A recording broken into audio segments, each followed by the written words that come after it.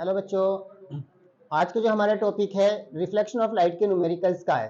कल की जो क्लास है उसमें हमने देखे थे समतल दर्पण के जो न्यूमेरिकल्स कैसे सॉल्व करते हैं। जो हमारा प्लेन मिरर होता है उसमें जो न्यूमेरिकल्स होते हैं उनके क्वेश्चनों को कैसे कैसे करते हैं। तो आपने लास्ट वाली वीडियो में वो सब चीज देखा होगा। और आज की जो क्लास है उसमें है हमारा स्फेरिकल मिरर यानी गोलीय दर्पण। गोलीय दर्पण क्या होता है, गोलीय दर्पण कितने प्रकार के होते हैं, ये सारी चीज जानना चाहते हैं तो आज आप हमारे जो थ्योरी वाले लेक्चर में जाइए। जो हमारा थ्योरी का लेक्चर है उसमें आप जाइए, वहां पे आपको सारी चीजें बिल्कुल प्रॉपर तरीके से मिल जाएंगी और आसानी से आप उनको देख सकते हैं। लेकिन हमारा जो यहाँ पे लेक्चर है वो न्यूमेरिकल्स का लेक्चर है। तो न्यूमेरिकल्स में आप स्फेरिकल मिरर के कुछ न्यूमेरिकल्स यहाँ देखेंगे, जैसे आप कॉन्वेक्स मिरर पर देखेंगे और कॉनकेव मिरर पर देखेंगे। अवतल दर्पण पे और उत्तल दर्पण पे न्यूमेरिकल्स को आप सोल्व करेंगे। तो मैं लेकर चलता हूँ आपको बोर्ड की तरफ। बोर्ड पे आपका 2 नंबर डला हुआ है, ये हमारा लेक्चर नंबर 2 है, न्यूमेरिकल्स का लेक्चर नंबर 2 है। ये हमारी क्लास 10 था, रिफ्लेक्शन ऑफ लाइट हमारे चैप्टर का नाम है और चैप्टर नंबर 10 है। और यहाँ पे हमारे न्यूमेरिकल्स लिखे हुए हैं, हमारे यहाँ पे चैनल का नाम लिखा हुआ ओमेगा क्लासेस 1270। तो हम इसमें जो है इस एक्सरसाइज में मतलब इस क्लास के अंदर हम स्फेरिकल मिरर के जो पार्ट होते हैं, स्फेरिकल मिरर के 2 पार्ट्स होते हैं। एक होता है आपका कॉनकेव मिरर, एक होता है कॉन्वेक्स मिरर। यानी जो हमारा गोलीय दर्पण होता है 2 भागों में बढ़ता है, एक होता है अवतल दर्पण, एक होता है उत्तल दर्पण। उससे रिलेटेड हम न्यूमेरिकल्स को यहाँ पे करेंगे। चलते हैं बोर्ड की तरफ। सबसे पहले हमारे पास इस टॉपिक में, इस क्लास में जो हम स्फेरिकल मिरर के यानी गोलीय दर्पण के जो न्यूमेरिकल करेंगे, इन वाले फॉर्मूलों के द्वारा वो न्यूमेरिकल्स होंगे। हम इनको किस तरीके से यूज करेंगे, आप हमारे साथ रहिए, हम आपको हर एक न्यूमेरिकल्स में इनका यूज करना आसानी से सिखाएंगे। तो पहला है जैसे फोकस दूरी। फोकस दूरी जो होती है वो रेडियस ऑफ कर्वेचर का हाफ होता है। यानी जो रेडियस ऑफ कर्वेचर होता है, यानी जो वक्रता त्रिज्या होती है उसका आधा होता है जो हमारी फोकल लेंथ होती है, यानी F बराबर R/2। दूसरा जो फॉर्मूला होता है जिसको बोलते हैं मिरर फॉर्मूला है, दर्पण का सूत्र, दर्पण सूत्र भी कहते हैं, वो होता है 1/u + 1/v = 1/f। ये मिरर फॉर्मूला होता है। इससे पहले रेखीय आवर्धन होता है जिसे बोलते हैं लीनियर मैग्निफिकेशन। तो लीनियर मैग्निफिकेशन क्या होता है, m = -v/e = hi/ho। hi what is hi? hi जो यहाँ पे हाइट ऑफ इमेज है, यानी इमेज जो बनेगा उसकी हाइट है, और एच जो है वो ऑब्जेक्ट की हाइट है। जैसे आप अपना रे डायग्राम बनाते हैं तो वहां पे ऑब्जेक्ट को जहां दिखाते हैं तो उसकी जो हाइट है ऑब्जेक्ट की, मान लो एक मोमबत्ती है, मोमबत्ती कितनी लंबी है और उसका इमेज कितना लंबा बन रहा है, जो इमेज की लंबाई आपको नजर आ रही है, जो उसकी इमेज नजर आ रही है, वो होता है आपका H I, height of image होता है। जहां पे ऑब्जेक्ट नजर आ रही है, ऑब्जेक्ट कितनी लंबी है कितनी बड़ी है, तो वो नजर आता है, वो होता है हाइट ऑफ ऑब्जेक्ट। ये है इसमें वी जो है वो आपका मिरर से जो है, यानी वी और यू में जो फर्क है, यू जो है पोल से जो है किसी ऑब्जेक्ट की डिस्टेंस है, यानी पोल से ऑब्जेक्ट की डिस्टेंस को यू से डिनोट कर रहे हैं, और पोल से जो हमारा इमेज फॉर्मेशन हो रहा है, इमेज तक की डिस्टेंस को हम वी से डिनोट कर रहे हैं। तो हमें यहाँ पे ध्यान से देखना है कि पोल जो होता है, हमारा जो पोल होता है उससे यू की जो दूरी होती है वो, उससे जो वस्तु की दूरी होती है उसे यू से डिनोट करते हैं, और जो प्रतिबिंब की दूरी है उसे वी से डिनोट करते हैं। तो इसमें बिल्कुल सिंपल है, इनको आप अगर ये 3 फॉर्मूले आपके याद रहेंगे तो आप आसानी से न्यूमेरिकल को सोल्व कर सकते हैं। तो हम चलते हैं, पहला न्यूमेरिकल हमने यहाँ पे लिखा है, ध्यान से देखना। एक अवतल दर्पण की फोकस दूरी 10 मीटर है, इसकी वक्रता त्रिज्या कितनी होगी। बेटे ध्यान से एक बात सुनिए मेरी, इस लेक्चर में बात सुनने से ज्यादा जो है, करने से ज्यादा सुनने से क्वेश्चन होएगा। मैंने आपको बताया अवतल दर्पण में जो आपने पढ़ा था, चिन्ह परिपाटी आपने पढ़ी होगी। अवतल दर्पण में सब चीज जो है मिरर टू फ्रंट होती है, मिरर के सामने होती है, और उत्तल दर्पण में जो होती है वो मिरर टू बिहाइंड, मिरर के पीछे होती है। तो ये दोनों चीजें स्पेशल रखना। लेकिन हाँ, एक छठा स्टेप, एक ऐसा स्टेप आ जाता है उत्तल दर्पण में भी जिसमें वस्तु का जो प्रतिबिंब है वो दर्पण के सामने ना बनकर दर्पण के पीछे बन जाता है। और ये कंडीशन कब बनती है, जब वस्तु पी और एफ के बीच में आ जाती है। जब वस्तु पी और एफ के बीच में आ जाती है तो वस्तु का प्रतिबिंब दर्पण के सामने ना बनकर दर्पण के पीछे बन जाता है। अगर आपसे पूछा जाए एमसीक्यू क्वेश्चन में, अगर आपसे पूछा जाए एक वस्तु का आभासी, सीधा और वस्तु से बड़ा प्रतिबिंब होता है तो दर्पण कैसा होगा, तो आधे से ज्यादा सीधे को देखते उत्तर लगा देंगे। बिल्कुल बेटा गलत है, क्योंकि आभासी हो, मैंने में गलत नहीं करा, आभासी देखा आपने, आभासी और सीधा उत्तल दर्पण में होता है, आभासी और सीधा उत्तल दर्पण में होता है, और वास्तविक और उल्टा जो होता है वो उत्तल दर्पण में होता है। लेकिन बात कही गई है बड़ा और छोटा, जहां बड़े की बात आ जाती है वहां उत्तल दर्पण आता है, और जहां छोटे की बात आ जाती है वहां उत्तल दर्पण आता है। तो मेरी क्लास में जो ने आपको जो मैं बोल के बता रहा हूं इससे आपको सबसे ज्यादा समझ में आएगा। मैंने आपसे कहा एक वस्तु का प्रतिबिंब आभासी, सीधा और वस्तु से बड़ा बनता है, आभासी भी कह दिया, सीधा भी कह दिया और वस्तु से बड़ा, तो समझ लो वो अवतल दर्पण है। क्योंकि जब वस्तु पी और एफ के बीच में आ जाती है, जब वस्तु पी और एफ के बीच में आ जाती है तो वस्तु का प्रतिबिंब दर्पण के सामने ना बनके दर्पण के पीछे चला जाता है, और दर्पण के पीछे जो होता है आभासी होता है, सीधा होता है, और वस्तु जितनी वस्तु होती है उससे बड़ा हो जाता है। इसका मतलब अगर आ जाए आभासी, सीधा, वस्तु से बड़ा, तो दर्पण कैसा होगा। आभासी सीधा और वस्तु से बड़ा अगर होता है तो दर्पण अवतल होगा, आभासी सीधा और वस्तु से छोटा अगर होता है तो दर्पण उत्तल होता है। तो मेरी बात आपकी समझ में आई होगी। अगर कहीं बात करते हैं आभासी सीधा वस्तु से छोटा तो आपका दर्पण उत्तल होगा यानी कॉन्वेक्स मिरर होगा। अगर बात करते हैं आभासी सीधा वस्तु से बड़ा तो दर्पण अवतल होगा। लेकिन अगर एक वस्तु का प्रतिबिंब आभासी सीधा वस्तु से बड़ा बनता है तो वस्तु को कहां रखा जाए, तो उसमें देखा जाएगा P पे रखा जाए, F पे रखा जाए, P और F के बीच में रखा जाए या कहीं भी ना रखा जाए, तो इसमें भी आप कंफ्यूज हो जाएंगे। तो जब वस्तु का प्रतिबिंब, ये कह रहा है जब वस्तु का प्रतिबिंब आभासी सीधा वस्तु से बड़ा बनता है तो वस्तु कहां पर स्थित होगी, यानी वस्तु कहां पर स्थित होगी, तो वस्तु P और F के बीच में स्थित होगी। तो वहां पे 4 ऑप्शन अगर नजर आए तो आप वहां पे P और F लगाएंगे। तो आज की क्लास में मैंने बहुत सारी बात आपको समझा दी है, तो इसमें जो चिन्ह परिपाटी है उसका ख्याल रखना आपको बहुत जरूरी है। अब हम चलते हैं, come to the point, question की तरफ चलते हैं। क्वेश्चन देखो क्या कहना चाह रहा है। एक अवतल दर्पण की फोकस दूरी 10 मीटर है। अवतल दर्पण है, दर्पण कैसा अवतल, और मैंने बताया अवतल दर्पण में हर चीज क्या होती है, मिरर टू फ्रंट होती है, मिरर टू फ्रंट होती है, मिरर के सामने होती है। तो मैंने लगाया यहाँ पे फोकस दूरी, क्या लगाया बेटा यहाँ पे फोकस दूरी, आपने लगाया फोकस दूरी। फोकस दूरी को किससे दिखाते हैं, एफ से। एफ इक्वल टू हो गया -10। अब आप कहोगे ये माइनस का क्यों लगा दिया, माइनस तो लगाने की जरूरत नहीं है, मैं भी बता रहा हूँ, दर्पण अवतल है इसलिए माइनस का लगाया जाएगा। क्योंकि फोकल लेंथ जो होती है कॉनकेव मिरर में, जो फोकल लेंथ होती है वो मिरर टू फ्रंट होती है। मिरर टू फ्रंट मतलब मिरर के सामने होती है, और कॉन्वेक्स में जो होती है वो मिरर टू बिहाइंड होती है, मतलब मिरर के पीछे होती है। तो यहाँ पे मिरर कैसा आपका, मिरर आपका कॉनकेव मिरर, कैसा मिरर है, कॉनकेव मिरर, तो इसलिए जो फोकल लेंथ होगी मिरर टू फ्रंट होगी, मिरर टू फ्रंट होगी। लेकिन अगर ये कॉन्वेक्स होता यानी उत्तल होता तो मिरर टू बिहाइंड होती, मिरर के पीछे होती। तो इसलिए जो है माइनस का लिया गया है। अब आप करते हैं इसमें वक्रता त्रिज्या कितनी होगी, तो यहाँ पे करते हैं हम वक्रता त्रिज्या जो r है, वक्रता त्रिज्या क्या होती है बेटा r, तो r को हमें क्वेश्चन मार्क करना, तो r हो गया क्वेश्चन मार्क। अब तीनों में से कौन सा फॉर्मूला लगाएगा, देखो फॉर्मूले आपके सामने एकदम जाइए, तो आपको पहला फॉर्मूला है नजर आ रहा है, फौरन फॉर्मूले पे जाइए, फॉर्मूला लगाइए। तो फॉर्मूला क्या है आपका, आपका फॉर्मूला F बराबर r/2 लगा दीजिए आप, F बराबर r/2। F का मान कितना रखा आपने, -10 रखा, और इक्वल टू में r और बटे में 2, इसके अपॉन में 1 मान लो, क्रॉस मल्टीप्लाई कर लो।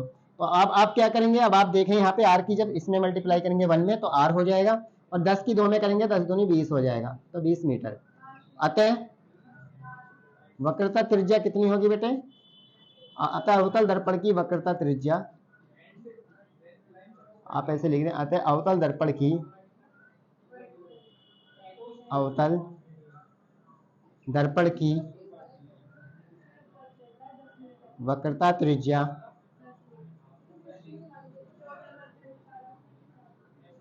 20 मीटर। अब यहां से मैंने माइनस हटा दिया, ध्यान से सुनो, यहाँ तुम कहोगे सर यहाँ माइनस है, माइनस क्यों नहीं, अरे माइनस हटाया तो माइनस किसकी जगह आता है, माइनस किसकी जगह आता है, अवतल दर्पण की। जब तुम अवतल दर्पण लिखोगे तो वहां पे माइनस नहीं लिखा लगाया जाएगा, जहां पे आप माइनस का चिन्ह लगाओगे वहां पे अवतल दर्पण नहीं लिखा जाएगा। तो सीधा सीधा देखो r बराबर -20, ये माइनस जो है इस बात को बता रहा है कि जो दर्पण है वो अवतल है। माइनस किस चीज को बता रहा है कि दर्पण अवतल है, अगर माइनस ना होता प्लस होता तो दर्पण उत्तल होता। तो इसका मतलब मैंने लिखा आता है अवतल दर्पण की वक्रता, अगर मैंने अवतल दर्पण लिख दिया तो अब ये माइनस उसमें नहीं लगेगा, इसलिए 20 आएगा, वहां का लिखा जाएगा 20। क्यों, क्योंकि मैंने उस माइनस को हटाकर उसका नाम लिख दिया, माइनस किसके लिए आ रहा है यहाँ पे, अवतल दर्पण के लिए, इसलिए यहाँ पे 20 हो गया। तो मुझे उम्मीद है आपकी समझ में आया होगा। अब हम चलते हैं क्वेश्चन नंबर नेक्स्ट की तरफ। क्वेश्चन नेक्स्ट हमारा, ध्यान से देखेंगे इसे भी, इसके अंदर बस सिर्फ आपको चिन्ह परिपाटी जो है, जो आपका चिन्ह परिपाटी वो बिल्कुल अच्छे से मालूम होनी चाहिए कि किस में कौन चीज कहाँ होती है।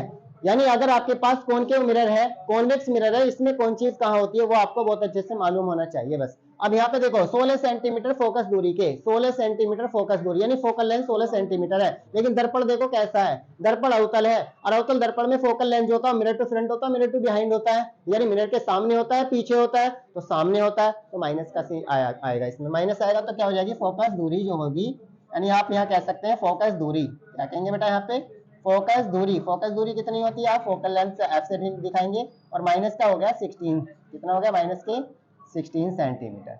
आप समझ रहे हो कि क्यों फोकस दूरी, तो फोकस दूरी को तो फोकल लेंथ एफ से दिखा देंगे, लेकिन माइनस क्यों आया यहाँ पे, माइनस इसलिए आया क्योंकि जो हमारा मिरर है वो अवतल है। कैसा है मिरर, अवतल। एक बात क्लियर हो गई, आगे चलते हैं। एक वस्तु 8 से यानी दर्पण के सामने एक वस्तु 8 सेंटीमीटर दूरी पर रखी जाती है, यानी वस्तु की दूरी किससे, दर्पण से, दर्पण से ही होगा बेटा, मैंने लिख दिया वस्तु की दूरी। अब आप कहोगे कि वस्तु किससे है, तो वस्तु की दूरी को कहते हैं u, क्या कहते हैं u, u ऑलवेज नेगेटिव, अब आप कह देंगे यू क्या कह दिया सर जी, ये तो बहुत गलत कह दिया, यू ऑलवेज नेगेटिव। आप कहेंगे सर ये क्या कह दिया, ये तो बहुत जुल्म कर दिया। बेटा यू ऑलवेज नेगेटिव, क्योंकि यू ऑलवेज नेगेटिव इसलिए होगा क्योंकि यू हमेशा मिरर टू फ्रंट होता है, मिरर के सामने होता है। जो चीज मिरर के सामने होती है वो हमेशा नेगेटिव साइन के साथ ली जाती है। तो मैं कह रहा हूं यू ऑलवेज पॉजिटिव, यू हमेशा, you always negative, you always negative. तो यू ऑलवेज नेगेटिव मैंने इसलिए कहा गया क्योंकि यू नेगेटिव इसलिए रहता है क्योंकि यू हमेशा मिरर टू फ्रंट होता है, मिरर के सामने होता है, इसलिए माइनस के साथ ली जाएगी, माइनस के साथ ली जाएगी। तो यू को आप छोड़कर, क्योंकि हमेशा किसी भी चीज को जब आप उसकी इमेज फॉर्मेशन करेंगे अगर, तो एक वस्तु को मिरर के सामने रखना होगा। जिसका भी आप इमेज फॉर्मेशन करेंगे, इमेज फॉर्मेशन करने के लिए आपको क्या करना होगा, वस्तु को हमेशा दर्पण के सामने रखना होगा। और जो चीज दर्पण के सामने होती है वो नेगेटिव साइन के साथ आती है। और दर्पण के सामने केवल एकमात्र क्या होती है, वस्तु ही ऐसी होती है जो दर्पण के सामने होती है। किसी भी सिचुएशन में प्रतिबिंब पीछे बन सकता है, आगे भी बन सकता है, फोकल लेंथ पीछे भी हो सकती है, आगे भी हो सकती है, लेकिन वस्तु हमेशा आगे ही रहेगी। जब तक वस्तु मिरर के सामने नहीं आएगी इतना उसका इमेज फॉर्मेशन नहीं होगा। तो यू ऑलवेज नेगेटिव आपने यहाँ आ गया। अब इसके बाद का प्रतिबिंब की स्थिति कितनी होगी, तो प्रतिबिंब की दूरी जो होगी वो आप पूछ रहा है, प्रतिबिंब की दूरी, प्रतिबिंब की दूरी आपको मालूम है प्रतिबिंब की दूरी को किससे दिखाते हैं बेटा, v से। कहां, ये होगा क्वेश्चन में। लेकिन बात कहने लगे ये दूरी कहां से, दर्पण के पोल से, यानी जो दर्पण का पोल होगा वहां से। यानी इतनी भी दूरियां नापी जाती है, कहां से नापी जाती हैं, जितनी भी दूरियां नापी जाती हैं दर्पण के पोल से नापी जाती हैं, चाहे वो मिरर टू फ्रंट हो चाहे वो मिरर टू बिहाइंड हो। आ रही बात समझ, या तो मिरर के सामने हो या मिरर के पीछे हो, सभी दूरियां पोल से नापी जाएंगी, चाहे वो मिरर के सामने ली गई हो चाहे वो मिरर के पीछे ली गई हो। क्लियर। अब बात करते हैं इसमें v फाइंड करा रहा है तो क्या करेंगे मिरर। अब यहाँ पे देखिए आपके पास UFV, ऐसा कौन सा फॉर्मूला है जिसके अंदर VUF आता हो, तो ऐसा सेकंड ही फॉर्मूला है, मिरर फॉर्मूला ही एक ऐसा फॉर्मूला है जिसके अंदर V भी आता है, U भी आता है और F भी आता है। आप लगा दीजिए। तो यहाँ पे लिखेंगे दर्पण के सूत्र से, यानी दर्पण सूत्र। दर्पण का सूत्र क्या होता है, मिरर फॉर्मूला क्या होता है, दर्पण का सूत्र। आप बहुत अच्छे से जानते हैं दर्पण का सूत्र जो होता है 1/u plus 1/v equal to 1/f। जो दिया है वो रख दो, 1/u दिया है आपको, u की जगह -8, इसके बाद प्लस 1/v, v को v रहने दो, और f दिया -16। ये हो गया। अब आपको देखना है कि इसमें जो है एक साइड में v को हमें निकालना है, v को अपनी साइड में रखो, जो माइनस का इसे दूसरी तरफ ले जाओ। तो यहाँ पे 1/v ऐसी रहेगा, ध्यान से देखते रहो, 1/-16 हो गया, और ये माइनस इधर आके कैसा हो जाएगा बेटा, प्लस का है। हमने इसमें चेंज किसको किया, 1/8 को चेंज कर लिया। अब क्या करना, अब आपको ध्यान से देखना है, इसका 16 का और 8 का एलसीएम कितना हो जाएगा, 16 ले लेना। कितना हो जाएगा बेटा, 16। 16 का और 8 का एलसीएम कितना होगा, 16 ही होगा, क्योंकि 16 16 से भी कट जाएगा और 16 8 से भी कट जाएगा, तो एलसीएम कितना होगा, 16। इस -16 से प्लस वाले 16 को डिवाइड करो। जब -16 से प्लस 16 को करेंगे तो माइनस का 1 बचेगा, उसकी मल्टीप्लाई 1 में कर लीजिए, तो -1 आ गया, प्लस। अब 16 को 8 से भाग करो कितनी बार, 2 बार, 8 दूनी 16, 2 की 1 में कर लो, 2 हो गया। इसके बाद 1/v, अब आपके पास है 1/v इक्वल टू 2 में से 1 जाएगा तो 1/16, क्रॉस मल्टीप्लाई कर लो, v की 1 में करेंगे तो v और 16 की 1 में करेंगे तो 16, तो v बराबर आ गया 16 मीटर। अब v का मान 16 आ गया तो ये तो पीछे चला गया, लेकिन दर्पण अवतल है। तो सिचुएशन अभी 2 मिनट पहले चिल्ला चिल्ला के यही तो बता रहा था तुम्हें, अरे ये चिल्ला चिल्ला के ना बता रहा था कि जब वस्तु P और F के बीच में आ जाती है तो उस वस्तु का प्रतिबिंब दर्पण के सामने न बनकर दर्पण के पीछे चला जाता है, और वस्तु का प्रतिबिंब आभासी सीधा वस्तु से बड़ा होता है। तो यहाँ पे v का मान 16 आया, अगर माइनस आता तो इमेज जो होता है, जो इमेज फॉर्मेशन होता है वो मिरर टू फ्रंट होता है, मिरर के सामने होता है, लेकिन यहाँ तो नेगेटिव, यहाँ तो पॉजिटिव आ रहा है, तो कहाँ होगा फिर ये, मिरर टू बिहाइंड, मिरर के पीछे होगा। तो अब यहाँ पे कह रहे हैं v 16 मीटर आ गया, तो अतः प्रतिबिंब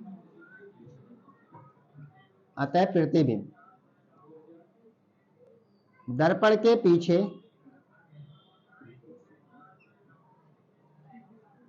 दर्पण के पीछे 16 मीटर दूर आभासी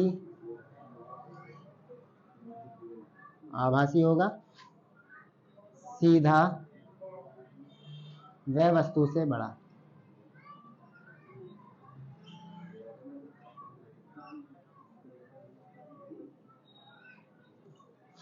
समझने की कोशिश करें बेटा, ध्यान से देखना। देखो ये पीछे आ गया, बड़ा क्यों बनेगा, अब तुम कहो कि बड़ा क्यों बनेगा, अब बेटा इससे पता लगा लो कि वस्तु से दुगनी दूरी हो रही है v की, जहां ध्यान से सुन लेना, जहां v का मान जो है u के मान से ज्यादा हो जाए, जहां v का मान u के मान से ज्यादा हो जाए, वहां जो प्रतिबिंब होता है वो बड़ा होता है। और जहां u का मान जो है v के मान से बड़ा हो, यानी v का मान छोटा हो और u का मान बड़ा हो, वहां पे इमेज फॉर्मेशन छोटा होता है। यानी ये दिमाग में लगा लेना कि मैंने यह लिखा बड़ा, वस्तु का बड़ा प्रतिबिंब बड़ा बनेगा, इसलिए क्योंकि यहाँ v का मान u के मान से ज्यादा है। जहां v का मान छोटा होता है u का मान बड़ा होता है, जो जहां पे v का मान छोटा होता है u का मान बड़ा होता है, वहां पे छोटा बनता है। जहां दोनों बराबर आ जाते हैं, यानी u का मान v का मान दोनों बराबर आ जाते हैं, वहां तो बिल्कुल सेम साइज का बनता है, सेम साइज ऑफ ऑब्जेक्ट, यानी बिल्कुल सेम साइज का बनता है। लेकिन तीसरी बात, जहां v का मान ज्यादा होता है u का मान कम हो जाता है, वहां पे जो प्रतिबिंब होता है वो बड़ा होता है। तो ये जो है, अब ये कौन सी सिचुएशन आई होगी यहाँ पे इस न्यूमेरिकल्स में, कौन सी सिचुएशन लगी है, ध्यान से देखना। जब वस्तु पी और एफ के बीच में आ जाती है, यानी जो वस्तु को रखा गया है वो ऐसी जगह रखा गया है जहां वस्तु दर्पण के सामने तो रखी जाएगी, लेकिन पी और एफ के बीच में रखी गई है, जिससे उस वस्तु का प्रतिबिंब दर्पण के सामने न बन के दर्पण के पीछे चला गया। और दर्पण के पीछे चला गया तो पीछे जाने पर आभासी होगा, सीधा होगा, लेकिन छोटा नहीं होगा, छोटा नहीं होगा, तो कैसा होगा, बड़ा होगा। तो ये हमारे न्यूमेरिकल, दो न्यूमेरिकल थे, हमने इनको क्या है, आगे के न्यूमेरिकल अभी आपके सामने लेकर आ रहे हैं।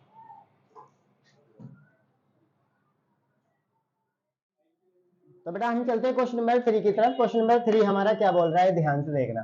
तो यदि कोई वस्तु उत्तल दर्पण के सामने 40 सेंटीमीटर दूरी पर स्थित है, जिसका प्रतिबिंब 10 सेंटीमीटर दूरी पर बनता है, उत्तल दर्पण की फोकस दूरी ज्ञात कीजिए। यदि कोई वस्तु उत्तल दर्पण के सम्मुख 40 सेंटीमीटर दूरी पर स्थित है, तो देखो ध्यान से देखना है, कोई वस्तु उत्तल दर्पण के सामने, सम्मुख का मतलब होता है बेटा सामने, तो सीधा सीधा वस्तु की दूरी, किससे, दर्पण से वस्तु की दूरी बोलते हैं वैसे से, तो वस्तु की दूरी।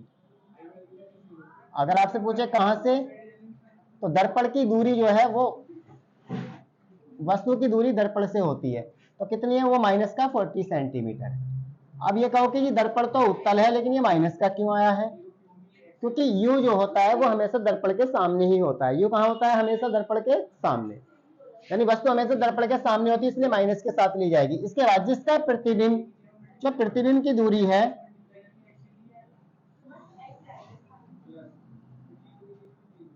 प्रतिबिंब की दूरी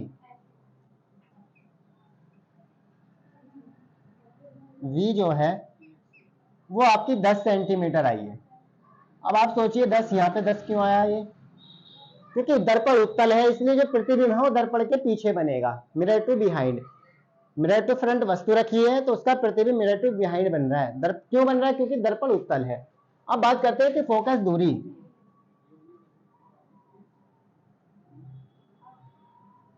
फोकस दूरी जो आपकी एफ है वो आपको क्वेश्चन मार्क करना है। अब यहां पे आप फॉर्मूला वी यू एफ, यानी दर्पण के सूत्र से,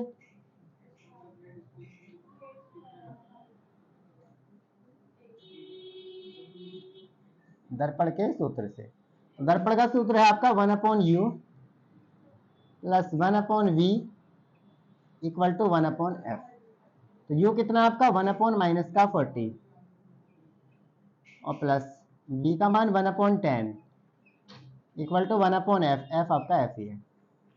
तो आपने देखा 10 का और 40 का जो एलसीएम है वो कितना होगा बेटा, 40 होगा। माइनस के 40 से प्लस 40 को डिवाइड करो, कितना टाइम चलेगा, 1 टाइम, तो माइनस का 1 आएगा, क्योंकि माइनस के 40 से कर रहे हैं, तो माइनस के 40 से प्लस 40 को डिवाइड करेंगे तो 1 आएगा, 1 की माइनस 1 की 1 में करो तो 1 आ गया। 10 4 जा 40, 4 की 1 में करो 4 1 जा 4 इक्वल टू होगा 1/f।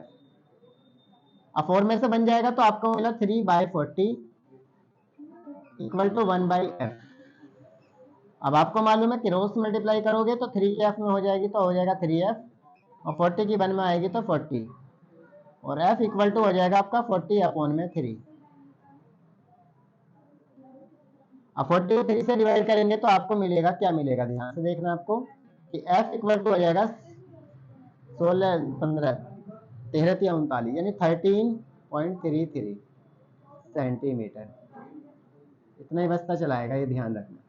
तो ये जो प्लस में आ रहा है तो सीधा सीधा है प्लस में आएगा, क्योंकि फोकस दूरी प्लस की होती है, इसलिए प्लस में क्यों होती है प्लस की फोकस दूरी यहाँ पे, क्योंकि आपको पता है जब उत्तल दर्पण होता है तो उसकी जो फोकस दूरी है प्लस में होती है, अवतल दर्पण होता है तो फोकस दूरी माइनस में होती है। यानी यहाँ पे साइन कुछ नहीं आया तो कैसा है, प्लस का, इसलिए फोकस दूरी किसकी है, उत्तल दर्पण की। तो फोकस दूरी बराबर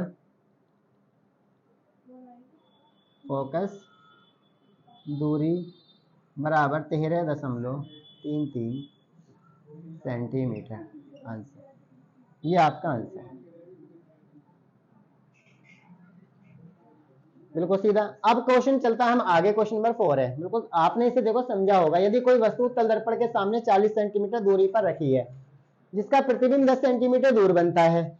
उत्तल दर्पण है आपके सामने, वस्तु को 40 सेंटीमीटर दूर रखा गया है, प्रतिबिंब जो है उसका 10 सेंटीमीटर दूर बन रहा है। तो अगर आपका उत्तल दर्पण है तो वस्तु को दर्पण के सामने रखा जाएगा और प्रतिबिंब दर्पण के पीछे बनेगा। तो उसकी फोकल लेंथ पूछ रहा है कि फोकल लेंथ कैसी होगी। बहुत सिंपल क्वेश्चन था, आप कर भी सकते हैं आसानी से, कोई बड़ी बात नहीं। आगे चलते हैं। एक अवतल दर्पण के सम्मुख, सम्मुख का मतलब होता है सामने, एक अवतल दर्पण के सम्मुख रखी वस्तु की लंबाई 20 सेंटीमीटर है। वस्तु की लंबाई, किसकी लंबाई बेटा? वस्तु की लंबाई। और आपको बताओ वस्तु की जो लंबाई है उसे किससे बताते हैं? Height of image, height of object. क्या होता है बेटा वो? Height of object. तो हम लिखेंगे वस्तु की लंबाई। क्या लिखेंगे यहाँ पे? वस्तु की लंबाई। आपको बताया वस्तु की जो लंबाई होता है वो होता है height of object.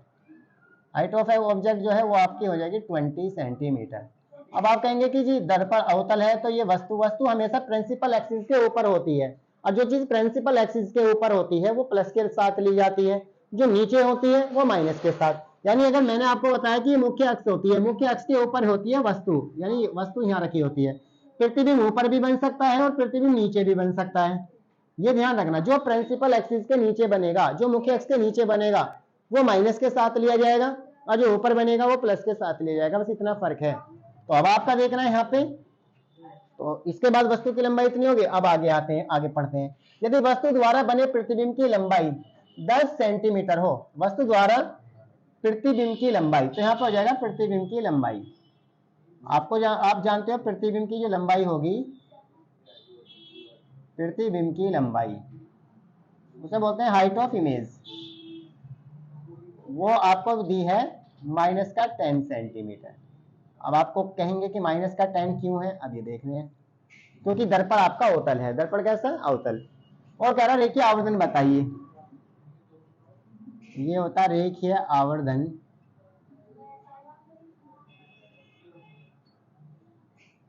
m equal to question mark. आप यहाँ पे सूत्र लगा दो रेखीय आवर्धन का। तो रेखीय आवर्धन बराबर रेखीय आवर्धन क्या होता है बेटा? m बराबर, फॉर्मूला आपके पास था v अपॉन u भी था और HO upon HI upon HO भी था। तो क्या हो जाएगा? HI upon HO, height of image upon height of object. और एक था v minus v upon u भी था। तो बेटर यहाँ पे आप रखेंगे, वैल्यू को रखिए यहाँ पे। HI कितना आपका? माइनस का 10 और HO कितना आपका? 20। आप इसे 0 से 0 काट लें तो हो जाएगा -1/2। ये आ गया आपका m। तो उसका आधी, जो उसका मैग्निफिकेशन होगा उसका आधा होगा। यानी अगर वस्तु की लंबाई 20 है तो आधा, तो इसका मतलब क्या होगा? माइनस का साइन आ रहा है तो इसका मतलब उल्टा होगा। अतः इतना ही, इतना करना चाहिए, इतना भी लिख लेंगे, नहीं तो इसमें लिखेंगे अतः प्रतिबिंब का रेखीय आवर्धन, अतः प्रतिबिंब का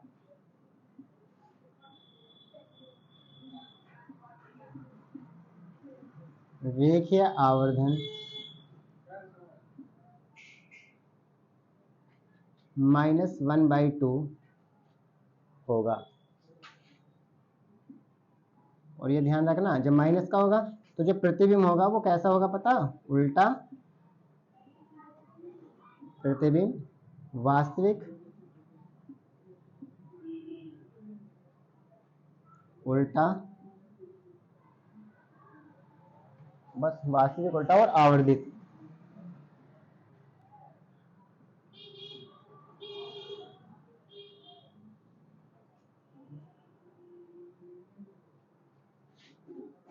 तो ये हमारा ये था। तो बेटा ध्यान से, अगर इसी तरीके मजे क्वेश्चन या मजे वाले न्यूमेरिकल्स आप देखना चाहते हैं तो जुड़े रहे ओमेगा क्लासेस के साथ, क्योंकि ओमेगा क्लासेस जो है आपके साइंस के न्यूमेरिकल्स को और स्ट्रॉन्ग करेगी। और मैं एक बार और आपको याद दिला दूं कि अगर आप जो है मेटल्स नॉन मेटल्स के चैप्टर को बहुत अच्छा करना चाहते हैं तो हमारी एक लेक्चर हमारा मेटल्स नॉन मेटल्स का भी चल रहा है, यानी धातु अधातु क्या होती है। तो आप फिजिक्स के साथ साथ अगर अपनी केमिस्ट्री को भी स्ट्रॉन्ग बनाना चाहते हैं तो हमारे प्लेलिस्ट में जाइए, हमारे चैनल पे जाइए, ओमेगा क्लासेस 1270 पे जाइए और वहाँ पे अपने प्लेलिस्ट में जाकर सर्च करिए, तो वहाँ पे आपको सारी वीडियो आसानी से मिल जाएंगी।